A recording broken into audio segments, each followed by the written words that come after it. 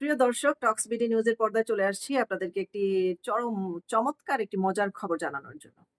আপনারা দেখেছেন ভারত থেকে জয়শঙ্কর এসেছেন বাংলাদেশে বেগম জিয়ার মৃত্যুতে শোক জানানোর জন্য। নরেন্দ্র মোদীর পক্ষ থেকে শোক বার্তা জানিয়েছেন। তারেক রহমানের হাতে একটি শোকপত্র তুলে দেওয়া হয়েছে এবং ভারতের যে কলঙ্ক ছিল যে তারা শুধুমাত্র আওয়ামী লীগকে সাপোর্ট করে, আওয়ামী লীগকে ভারতের দালাল বলে সম্বোধন করা হতো। সেই শব্দটি বোধহয় এখন পাল্টে গেছে।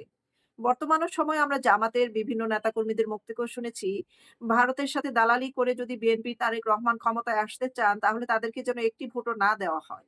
অথচ আজকে আবার চিত্রটি পাল্টে গেল। জামাতের আমিরের সঙ্গে তারেক রহমানের বৈঠক দেখেছি। তারা কে ক্ষমতায় আসলে কে কার সঙ্গে জোটে যাবেন, কে কোন আসন থেকে অংশগ্রহণ করবেন, কে কার প্রতিদ্বন্দ্বী হিসেবে অংশগ্রহণ করবেন না, সবকিছু নিয়ে এনসিপি, নাগরিক পার্টি এবং জামাত সবাই দেখা করছেন তারেক রহমানের সাথে।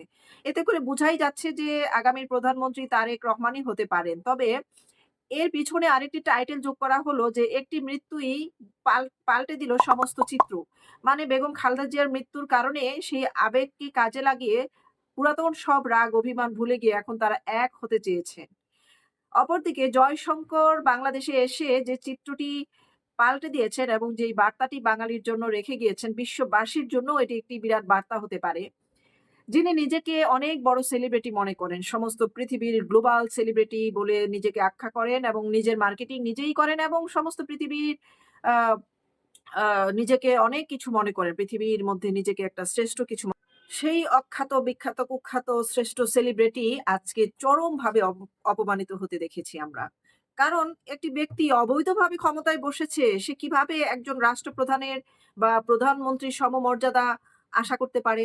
এবং তার নিজস্ব যে বেতনভুক্ত কর্মচারী, উকিল, ব্যারিস্টারকে দিয়ে আদালতে বারবার বলানোর চেষ্টা করেছে বা আমাদের জনগণকে বোঝানোর চেষ্টা করেছে যে তিনি বর্তমান সময়ে প্রধানমন্ত্রীর দায়িত্ব পালন করছেন এবং প্রধানমন্ত্রীর ক্ষমতা ওনাকে নাকি দেওয়া হয়েছে। প্রধান উপদেষ্টা নামক কোনো পদ বাংলাদেশের সংবিধানে নেই।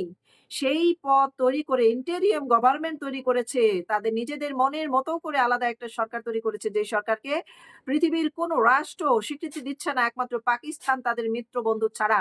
কারণ এই সরকার পাকিস্তানের পাপের সরকার, এইটা সমস্ত বিশ্ববাসী জেনে গেছে এবং বর্তমানে যেই সাজানো একটি নির্বাচন করার চেষ্টা করছে, আওয়ামী লীগকে বাইরে রেখে সেই নির্বাচনও বর্জন করেছে পৃথিবীর বিখ্যাত শক্তিশালী রাষ্ট্রগুলো, যুক্তরাষ্ট্র, ইংল্যান্ড, মালয়েশিয়া, রাশিয়া, ভারত, সমস্ত দেশ কিন্তু এই ২০২৬ এর যে ফেব্রুয়ারি ১২ তারিখে নির্বাচন হওয়ার কথা এবং যেটাকে বলা হচ্ছে শ্রেষ্ঠ এবং স্মরণীয়, ইতিহাসের সবচেয়ে স্মরণীয় নির্বাচন হয়ে থাকবে। সেই নির্বাচন কিন্তু সকলেই ১ম এই চিঠি দিয়ে বর্জন করেছে এবং অনুরোধ করেছে আওয়ামী লীগকে সঙ্গে নিয়ে যেন অন্তর্ভুক্তিমূলক নির্বাচন করা হয়।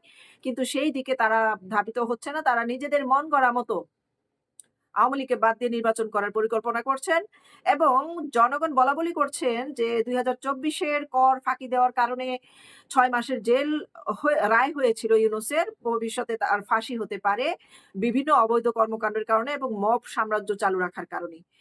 আমরা আরেকটি জিনিস দেখতে পেয়েছি যে ১৬ মাসে হাজার মানুষ, সাধারণ মানুষ, নেতাকর্মী এবং আ বস নে আওয়ামী লীগ সন্দেহে নারী, শিশু হাজার মানুষের জীবন কেড়ে নেওয়া হয়েছে, যেটিকে গণহত্যা বললে এই মুহূর্তে বর্তমান সরকার রাষ্ট্রীয় বিরোধী কথা বলে তাকে আইনের আওতায় নিয়ে তার কণ্ঠ রোধ করে দেওয়ার চেষ্টা করছে।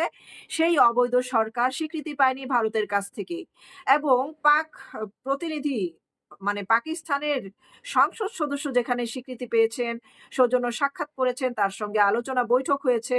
সেই সম্মানটুকুও কিন্তু ধারে কাছেও ডক্টর ইউনূস যেতে পারেনি। কারণ পাকিস্তানের যে পাক স্পিকার এবং প্রতিনিধি, তিনি খালেদা জিয়ার মৃত্যুতে জানাজায় অংশগ্রহণ করতে এসেছিলেন। তার সঙ্গে জয়শঙ্করের বৈঠক হয়েছে, সৌজন্য সাক্ষাৎ হয়েছে। কারণ তিনি পাকিস্তানের বৈধ স্পিকার, বৈধ প্রতিনিধি। এবং দেখেন খবরটি প্রকাশ হয়েছে আনন্দবাজার.com এ। সেখানে বলা হয়েছে যে পাকিস্তানের প্রতিনিধির সঙ্গে দেখা করেছেন, কথা বলেছেন। কিন্তু ঢাকায় ভারতের বিদেশমন্ত্রী এস জয়শঙ্করের সঙ্গে সাক্ষাৎই হয়নি বাংলাদেশের অন্তর্বর্তী সরকারের উপদেষ্টা মোহাম্মদ ইউনূসের। তা নিয়ে বিতর্ক চলছে। এর মাঝে এইবার মুখ খুললেন বাংলাদেশের পররাষ্ট্র উপদেষ্টা তৌহিদ হোসেন। তার অভিমত, ভারতের বিদেশমন্ত্রী সংক্ষিপ্ত ঢাকা সফরের অন্তরাষ্ট্রীয় সম্পর্ক বা রাজনৈতিক দৃষ্টিভঙ্গিতে দেখা উচিত হবে না। কারণ এই সফর ছিল নিতান্তই সৌজন্যমূলক। রাজনৈতিক বা দ্বিপাক্ষিক কোনো আলোচনাই হয়নি। যেখানে তারেক রহমানের সাথে বৈঠক হয়েছে, যেখানে জামাতের আমির পর্যন্ত বলছেন আমাদের সঙ্গেও ভারতের একটি কূটনৈতিক বৈঠক হয়েছে, সৌজন্য সাক্ষাৎ হয়েছে। সেইখানে বুঝাই যাচ্ছে সকলের সঙ্গেই ভারত সম্পর্ক ভালো রাখার চেষ্টা করেছে। সকলের সঙ্গেই সৌজন্য সাক্ষাৎ করে চলেছেন প্রতিনিয়ত। একমাত্র ইউনূসের সঙ্গেই তাদের দূরত্ব সৃষ্টি রয়েছে এবং থাকবে। কারণ বাংলাদেশের মাটিতে পা রেখে ৮ তারিখেই ঘোষণা দিয়েছিলেন, আমরা 7 সিস্টার খেয়ে ফেলবো। এখন দেখা যাচ্ছে এনসিপির যেসব নেতা মুখ্য সমন্বয়ক তারা স্লোগান এবং হুমকি-ধামকি দিয়েছিলেন, আমরা 7 সিস্টার ভারত থেকে আলাদা করে দিব। বর্তমানে আমরা দেখতে পাচ্ছি তার উল্টোটাই ঘটেছে। 7 সিস্টার আলাদা করে ফেলে রেখে এতিম করে চলে গেল 7 সিস্টার। আ তাদেরকে একদম নিঃসঙ্গ করে চলে গেল। কোন 7 সিস্টার? এনসিপির যারা 7 সিস্টার ছিলেন, সেই 7 সিস্টার চলে গেলেন। তাদের দুঃখ একটাই যে তারা রাজাকারের হাতে রাষ্ট্র তুলে দেওয়ার জন্য বাংলাদেশের এই নতুন রাজনৈতিক প্রেক্ষাপটে অংশগ্রহণ করেননি।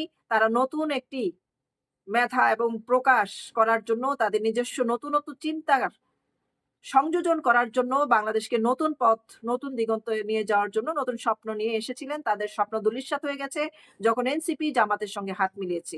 এই মুহূর্তে যেহেতু জামাত বিএনপির সঙ্গে হাত মিলিয়েছে তাহলে এইবার কি বলবে বাংলাদেশের জনগণ? যারা এতদিন আমরা জামাতের নাটক দেখেছি, বিএনপির বিরুদ্ধে কথা বলেছে। বিএনপিও মুক্তিযুদ্ধের পক্ষে থেকে জামাতকে আ ৭১ এ মুক্তিযুদ্ধের বিরোধী শক্তি বলেছে এবং তাদের সঙ্গে আমাদের কোনো সম্পর্ক নেই বলেছে। এই মুহূর্তে তাদের সম্পর্ক আম সত্যের মতো একসাথে জোড়া লেগে গেছে। তাহলে কি হতে পারে তাদের পরিণতি? এটাই আমাদের দেখার অপেক্ষা।